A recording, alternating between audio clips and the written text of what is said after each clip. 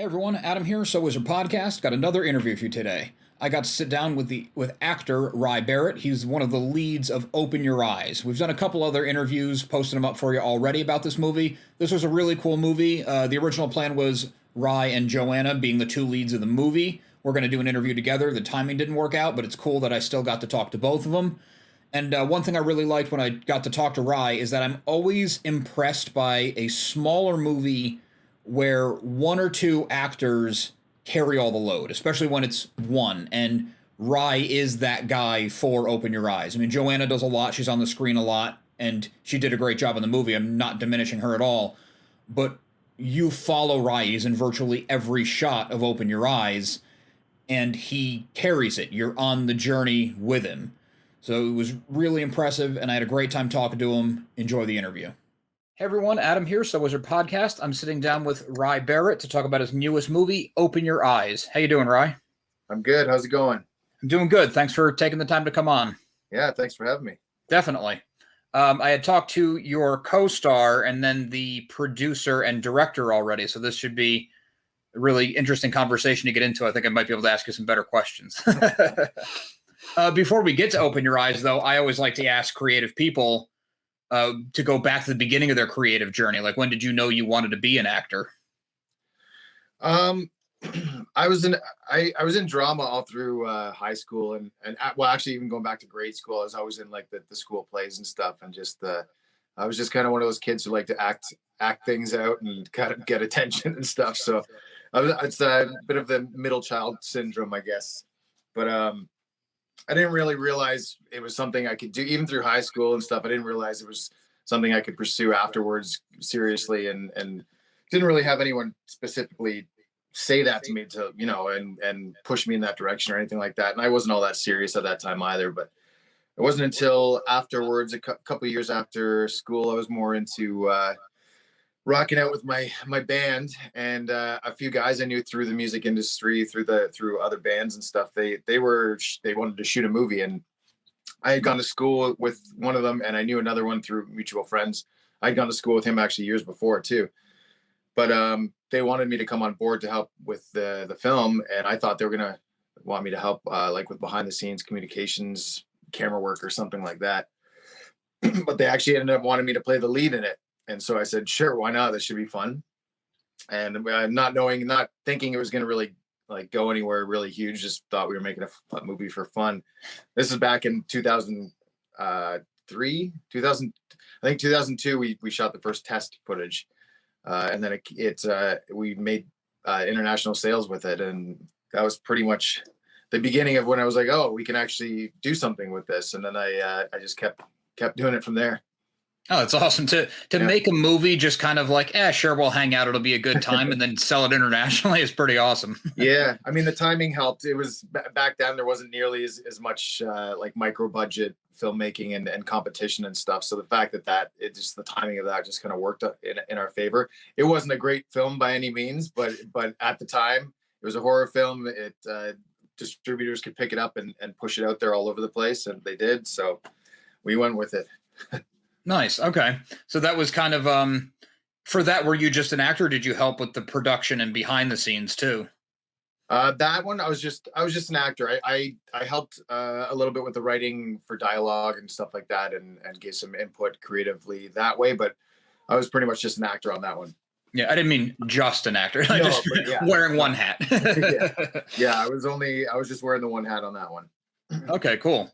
And that kind of reignited that spark that you had in school, and you realized like, hey, this is a feasible thing I can pursue. Yeah, it kind of kicked it off, and same with the guys who made the film. We all kind of made a few projects after that, and then we all branched off and started doing different things. And there's at least 3 or 4 people who are on that, maybe even more, who are on that first production, who are still doing things today, and sometimes we get back together and do things together. Oh, that's awesome. Yeah. So from there, what was your move to try to make it more of a career, less of like, oh, we're going to movie for fun, and more of a career? I just kind of started really focusing more on the actual craft of acting, and really studying films and training and such. And I still didn't fully take it seriously right off the bat. We did another project, and it was a fun project, and I was involved a little more on that too, with like production, or yeah, production managing, I guess, location managing. Um, but I, you know, I still wasn't 100% sold on I guess the fact that I could maybe make a living off it, or go forward in any kind of way that way. So then I was aiming towards I was actually aiming towards firefighting at that point, and I injured my knee, and it just kind of it was the third time I had done it. I had surgery and stuff, and I just kind of was like, well, I'm gonna give up on that at this point, because you can't really go up and down the stairs and do all the stuff you need to do with a bum knee. That's when I really kind of turned, and I was like, you know what? I actually love. I mean, I've always loved film. I love acting. We've already done these things. That was when I really wanted to focus 100% on that stuff, and that's really when I dove into really kind of focusing and training and studying. And it jumped into another role that was really the first thing I really took seriously dramatically. It was a film called Never Lost, and the film itself got some awards. I got a couple of awards and stuff for it, and from that point on, it was game on. It's interesting how much you resisted it, and now it's what you do. Yeah, it was just in the cards, I guess. I mean, it was always something that was there, and it was always something I was doing. I wasn't taking the hints that were all around me, right, focusing on this thing. A lot of hints, yeah. Yeah, so I eventually became less stubborn and blind, I guess, and just focused on that. Where were you based before you decided to make the jump to career? I was in Guelph, Ontario. So that's just about an hour and a half outside of Toronto. Okay, so you're pretty close to Toronto. Yeah, we're pretty close. Not even an hour and a half. It's about an hour and 15. And then I was kind of back and forth from Toronto, Guelph. I moved to London for a few years, and then once I really started focusing, I made the move back to Toronto, and I've been here for quite some time now, and been based here. It's a lot of the casting happens here, but then a lot of the times I travel elsewhere to actually do the shooting. But okay. there's tons of shooting happening here too. So yeah, that's why I was curious, because I knew Open Your Eyes was made, or at least based, in Toronto. So I thought it was interesting, because Toronto seems to be an industry town without it being like, bloated like LA. So you have that as more of a career path, from what I've heard anyway, than a lot of people who might live in, kind of just like a small town. Maybe they did a high school play, and acting is just like, what are you kidding? Like, go get a job. Yeah. So Toronto kind of makes it more of a feasible thing, which is really cool. Yeah, it's more convenient. I mean, it's different. It's a different world now, because we're doing a lot of Zoom auditions, and you do a lot of send in tapes and stuff like that. But before, and for years, I was, before I moved here, even I was coming back and forth from Guelph to Toronto. I'd come for auditions. I'd try and line up, if I had multiple ones, I'd try to get them to line up on the same day so I could come and knock a few off. But a lot of the times it doesn't work that way. So I'd be coming back and forth, and I just kind of got sick of that commute. So being in Toronto was a lot more convenient that way, for sure. And then London, Ontario was somewhere I lived. And that's where Matchbox Pictures is based. And I had actually, when I lived there, I'd never made a connection with these guys, or met Greg or Gary. And then I made a film with them about 7 years ago now. We made an instant connection, and I was like, oh, I wish I had met you guys when I was living in London too, because I'm sure we would have maybe made something back then. That's a small world kind of story that is really interesting, because talking to Greg and Gary, those two guys hit it off right away, and they've been making a ton of stuff together. So it's cool that you kind of fell in with that. Yeah, it is, for sure. And they're a great team together. They're good guys. I love working with them. We've become buddies. We have a lot of laughs on set and everything. We all kind of come from the same sort of mindset, and different but very similar backgrounds and experiences and stuff. So it's great working with people that you just have that kind of connection with. So Hope in Your Eyes it's horror thriller, definitely. Is that your preferred genre? Because it sounds like you made one or two other ones. Yeah, I basically I like to do projects that I have like a passion for, and something that I myself enjoy and would want to watch. As an actor, you don't always get that option. Sometimes you just, you got to take a job, and I try to, and I've taken other side jobs that aren't acting and stuff to have that luxury to, pick and choose sometimes. But sometimes it doesn't always work that way. But with genres, I think I love all film genres. I'm just a big film geek in general. So if it's a good script, if it's a good team behind it, doesn't really matter for me what the genre is, as long as there's, the passion behind it, and the right mindset and team and everything. So yeah, I've done a little bit of everything. I've mostly done horror, but there's kind of that built-in fan base and audience for that crowd. So I think it's just a lot easier sometimes for funding to be found for those kind of films and stuff. But yeah, I'll do anything that I think could be a possibly great, production. Yeah, I think it's a healthy attitude for an actor, because I guess you don't want to just do the same thing all the time, or it'll start to feel like, you might as well be sitting at a desk punching a clock. Like, it would just become monotonous. Exactly. It's when I finally gave in and signed up for this job, and I don't just consider it a job. It's a passion, and I'm an acting addict, I guess, at this point. But it's yeah, it's just, if you didn't sign up for something, it's like, why are you going to do the things that you didn't really want to do in the first place if you're in it for these reasons, right? Yeah, it doesn't seem like a career people just kind of fall into and they go through it because they're stuck. Yeah, it's not for everybody, that's for sure. Yeah, I can imagine. So with Open Your Eyes, you're in virtually every frame of the movie, every second, and a lot of times you're doing it alone. Did you find that kind of like the whole weight on your shoulders thing intimidating? Yeah, no pressure at all, right? Yeah.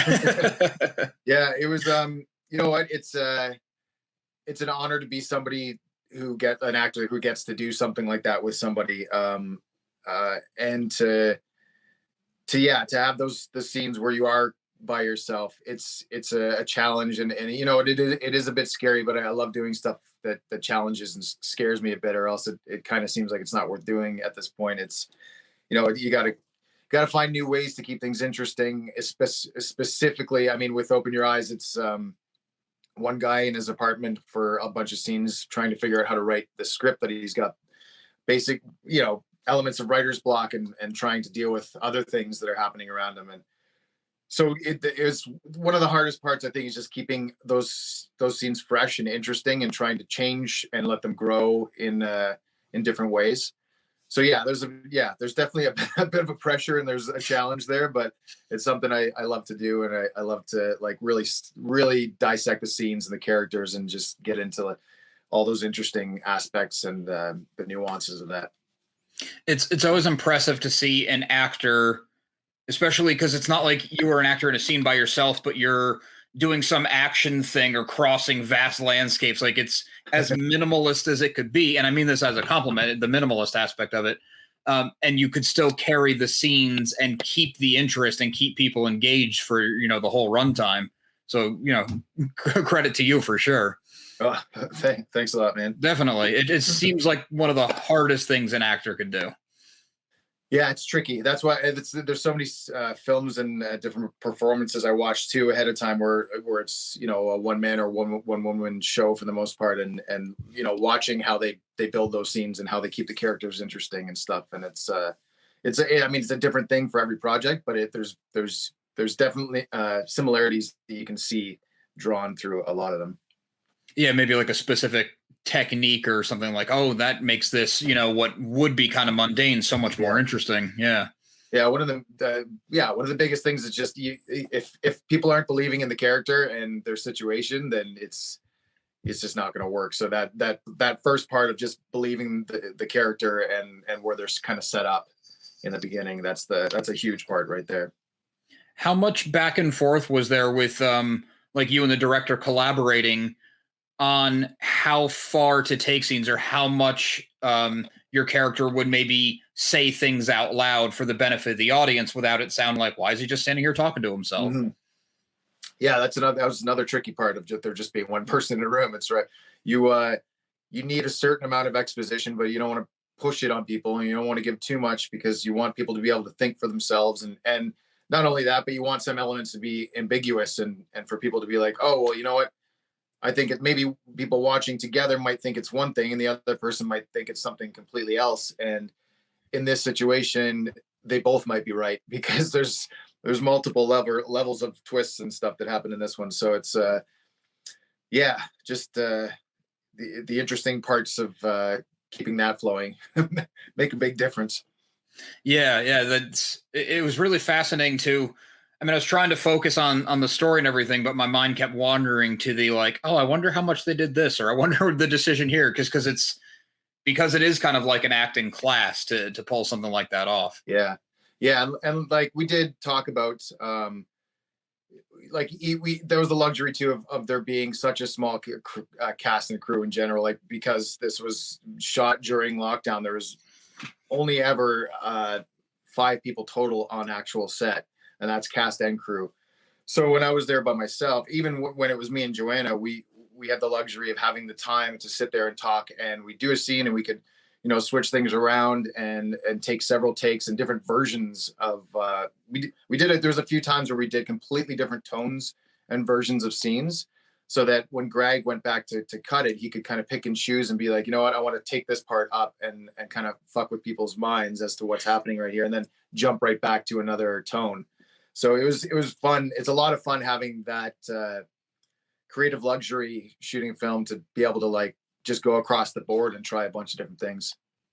That is a freeing aspect of it that is really interesting because with the whole COVID situation, it's always fascinating to hear how people are pulling off these projects. I think it's inspirational for people who want to be creators because even if you're busy, even if you have kids in a relationship and stuff, I mean, you guys made a movie kind of at the height of a lockdown without breaking any lockdown parameters. Like you did everything you're supposed to do, and you made a complete feature length movie. So it's like, there's no excuse. Go and make your thing.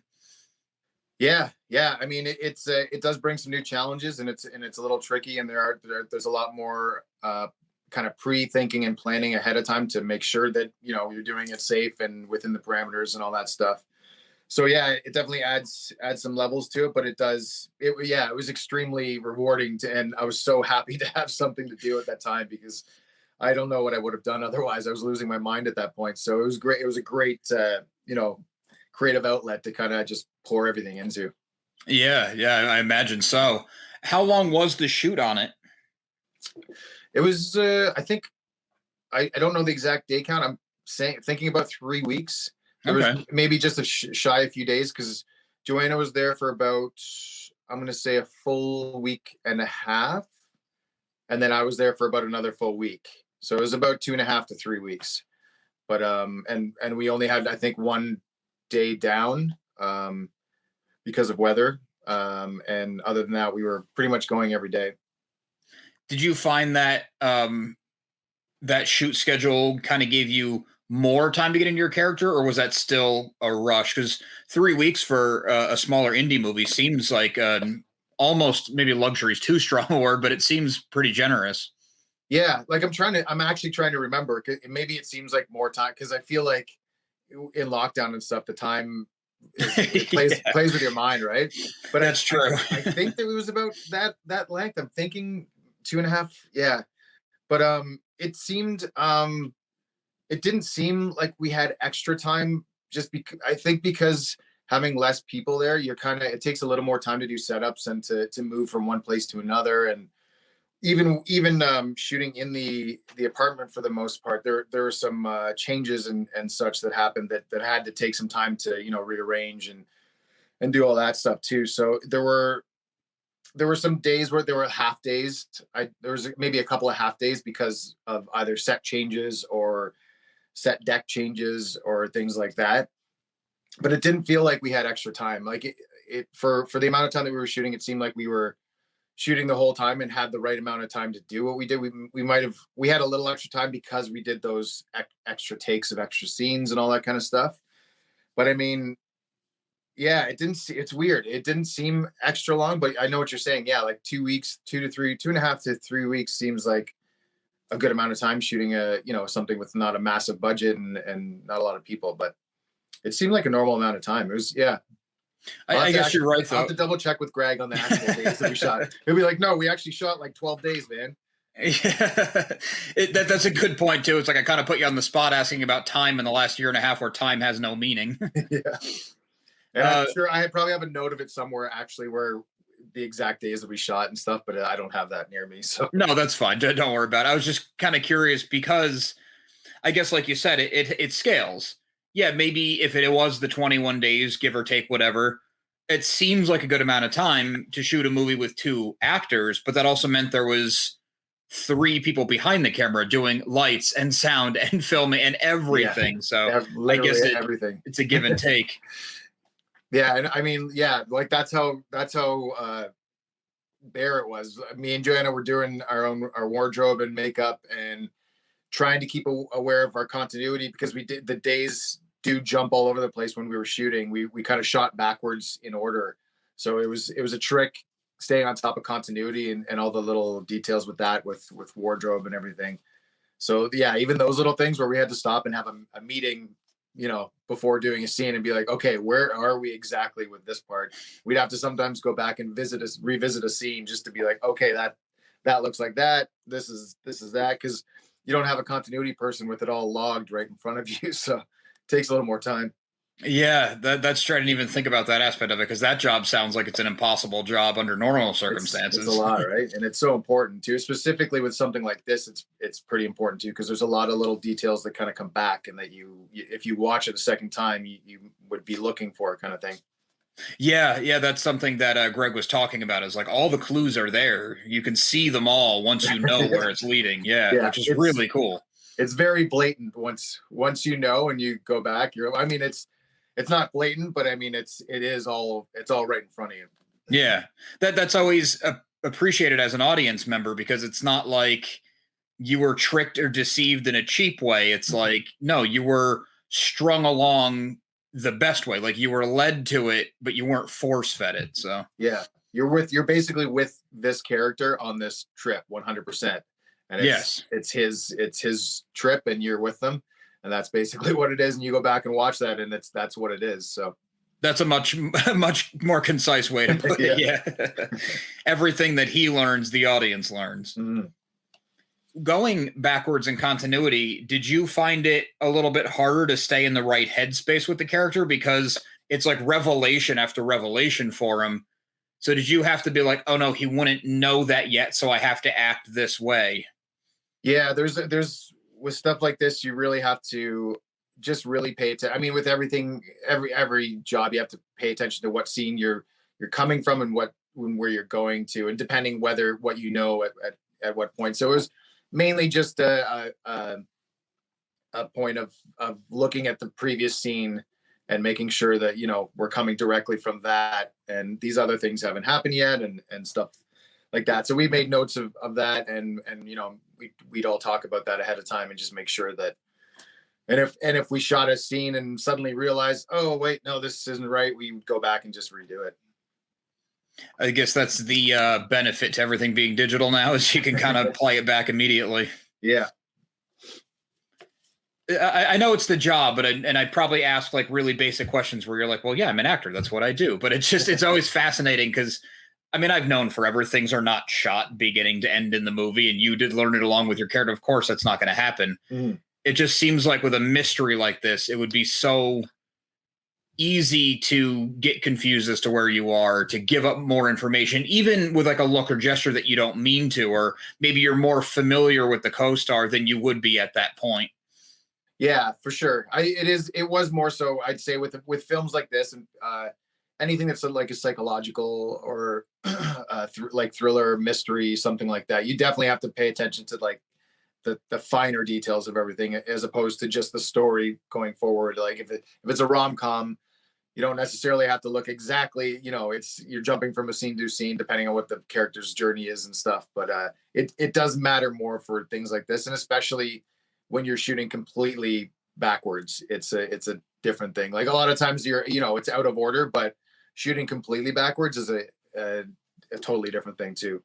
It almost seems like it'd be harder to do it completely backwards than to do it kind of randomly or by location, or I mean, I guess it was one location, but you know what I mean, kind of Yeah, chunked like that. it was there was parts of it definitely were difficult to keep track of, but it added to a lot because we shot the ending and we knew exactly what tones and what levels we wanted to get, and certain details that, because there was a lot of the script was fully there, but there was a lot of little details that grew and got bigger, and new little things kind of came out of that. So it was great to cater the shoot. We could do things exactly leading into those moments that we already shot. So it was kind of cool to do that too for this particular film. That is interesting. The other side of it would be, since you shot it ending first, you knew where you had to end up, so you could make logical steps to end up there. Yeah, and specifically like the looks of everything, and little details about the character and stuff that you see get elevated throughout it and stuff like that. Yeah, for sure. That's interesting. How was it working with Joanna, your co-star, compared to the remainder of the time? Because you were there for, give or take, almost twice as long alone. How is the difference, not just in like the actual getting it done, but maybe the mindset of an actor, that you have someone to bounce things off of, then you don't? Yeah, no, it was definitely great for that too, because I mean, Joanna was great to work with. This was her first feature film. She's done a bunch of other stuff, and she has produced some stuff as well too. But this was her first acting in her first feature. But you wouldn't know by her being on set. Like it was she was a pro, and it was great collaborating and working back and forth. And yeah, it was great having another person to bounce off of and go back and forth with. And we did all those scenes before the scenes that I did solo. So it was nice to have established this character in a certain way with someone else kind of being there, and then going and being like, all right, we've established that he has some other little quirks that kind of just happened in the shooting and stuff. And to be able to go back and be like, okay, we can show these now when he's by himself, and how they differ when she comes into it, and how his characters changes as she's there too. So it was a cool contrast, and it worked in a interesting way that worked for the film. Yeah, it's all very interesting, and the fact that you were alone on set so much was kind of a surprise, but also it makes sense given the movie that you would do everything you had to with the other person and then go solo. It's just really fascinating how you managed to pull it off during COVID. Yeah, I know. And that was one of the other things that kind of added to the character too. It was like I was already kind of in that mindset going into things. We were all kind of on our own at that point, and it was our first time interacting with people after like 2 or 3 months of just being by ourselves or with our bubble. So it was that kind of added to things itself. You're kind of method even if you didn't want to be. Exactly. Yeah. Yeah. Yeah. The movie's got a meta kind of feel to it, just in what it is. Yeah. Yeah. That was one thing that I really liked about the way it was written, was that it didn't feel like the movie was writing around the pandemic. Like you were never doing something, or even the two of you, where it's like, why, where's the doorman or where's the delivery? Like, why wouldn't that person be there? It never felt like that, because the story was the isolation. So yeah, the character himself is a bit of a recluse, and he works from home. He's a writer. He doesn't necessarily go out and party or anything like that. He's just at home in his own place, and he gets the call for a job. So the job that he's got to do doesn't involve him going out and interacting with anyone. So it's it just worked that way.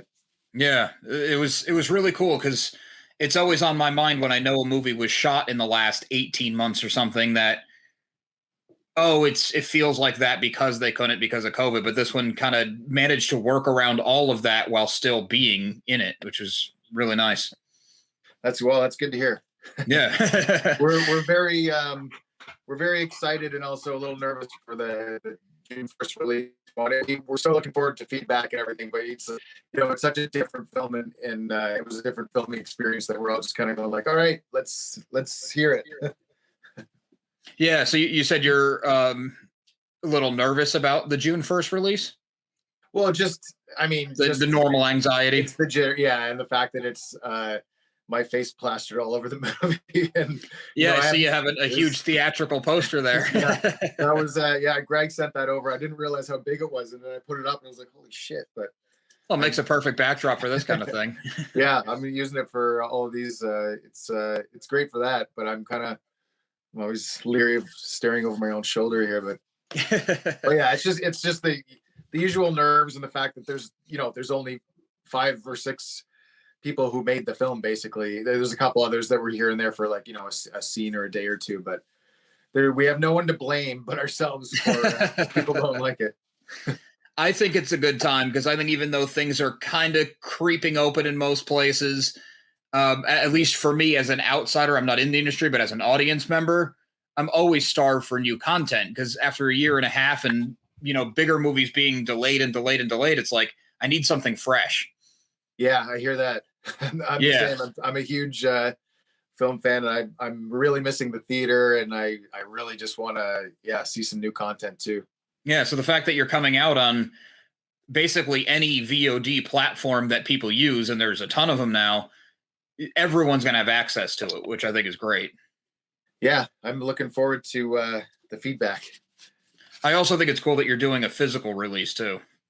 Yeah, same here. I'm stoked about that. I'm a physical media collector myself, so I'll definitely be grabbing a copy. Did you get your Blu-ray yet? I don't have it yet, but I'll definitely be making sure I get one. Nice. Well, I really appreciate you taking the time to come on to talk about it. As people just heard, it's coming out June 1st, but anything else you want to plug or maybe give your socials or something? Yeah, you can find me on most things. I have an actor page on Facebook. It's just Rye Barrett. Just search that, and I'll pop up. On Instagram, it's the Rye Barrett because another Rye Barrett stole it before I got to it. I have another film it was just released at the end of April called Still the Water. It's a Canadian drama. It was fully shot on Prince Edward Island. It's about a hockey player who's he's a failed NHL prospect, and he goes back home to a bunch of tragic family stuff that he just kind of left years before, and he has to rebuild with his family, and it's all about that. But it's been getting some great feedback and stuff too. So if anyone's looking for something like that, and I myself actually just started a podcast because everyone's starting a podcast now. So I was like, yeah. So I've got a podcast with my buddy. It's we talk about craft beers and movies, and it's called Beers, Bros, and Videos, and we just started. It's we're on our like 4th episode, so it's just kind of getting going. But that's awesome. Yeah, stick with it. Thanks, man. Cool. Well, thank you again, and good luck on June 1st. I think you guys are going to be doing just fine. Thank you very much. It was a great chat.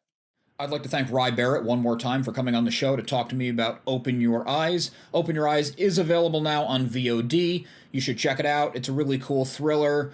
It kind of has a Twilight Zone vibe to it where something's a little bit off. You're trying to piece it together. It's not always exactly what you think, and you get there with the big aha moment. So it has that Alfred Hitchcock Presents Twilight Zone kind of storytelling vibe that I'm all about. We have a lot more interviews, a lot more new movie coverage, comics. If you've been checking our website, we've been getting a ton of E3 coverage, which is a ton of fun to dive into video games. So make sure you check all that out. Make sure you like and subscribe to the channel so you don't miss out. It really helps us grow our audience. Also, make sure you listen to Subwizard Podcast every single week, wherever you get your podcasts. Subwizard Podcast can be found on Patreon, where for as little as $1 a month, you get multiple monthly bonus shows for it. SubwizardPodcast.com is your resource for reviews, recommendations, merchandise, videos, and more. We love hearing feedback, so drop us a note in the comments, leave us something on social media. All the accounts can be found after the show and in the show notes. And just to take one more minute of your time, a good friend and I have an ongoing comic series out right now. It's called Social Studies. It's a slice of life, kind of coming-of-age comedy comic about a group of kids trying to navigate high school. And we really capture the high school experience. We write it like a sitcom, but then we take all of those regular elements and stories from our past and people who have influenced us along the way, and we cram it all through the prism of the 90s cartoons that we grew up on. So you get this fast-paced, heartfelt, funny, day in the life, Nicktoon-inspired comic book in your hand, and it's just a ton of fun. We've been having a lot of fun doing it. We've been having a lot of fun hearing feedback and people relating to it and people picking out the different cartoons that it reminds them of. Oh, it's Doug. Oh, I see where there was a little bit of Ed, Ed, and Eddie in here. Oh, there's some recess in there, and it's all there. It's all bundled in. Check it out at socialstudiescomic.com. Thanks.